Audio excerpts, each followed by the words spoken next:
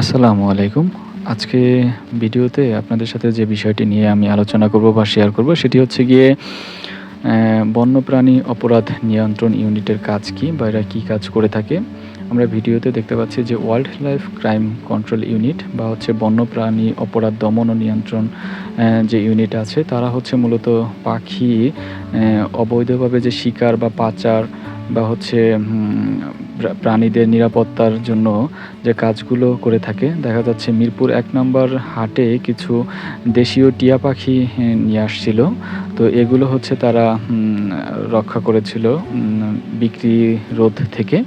তো দেখা যাচ্ছে এগুলোকে তারা অবমুক্ত করে দিবে। তো এদের কাজেই হচ্ছে গিয়ে মূলত হচ্ছে পাখি শিকার, অবৈধ শিকার, পাচার এবং বন্যপ্রাণীর নিরাপত্তার কাজে সহযোগিতা করা। যেমন হচ্ছে পাচারকারীর বিরুদ্ধে আইনগত ব্যবস্থা নেওয়া, আধুনিক প্রযুক্তি ব্যবহার করে নজরদারি, তারপরে হচ্ছে জনগণের মধ্যে সচেতনতা বৃদ্ধি, ড্রোন, ফরেনসিক টুলস ও অন্যান্য প্রযুক্তি ব্যবহার করে প্রাণীর নিরাপত্তা বা হচ্ছে যারা পাচারের করে অপরাধ করে তাদের হচ্ছে দমনের কাজগুলো করে থাকে। তো দেখা যাচ্ছে মিরপুর ১ এ আমরা দেখেছিলাম কিছু পাখি, দেশীয় পাখি নিয়ে আসছিল। এগুলো হচ্ছে তারা রক্ষা করেছিল যেন বিক্রি না করতে পারে।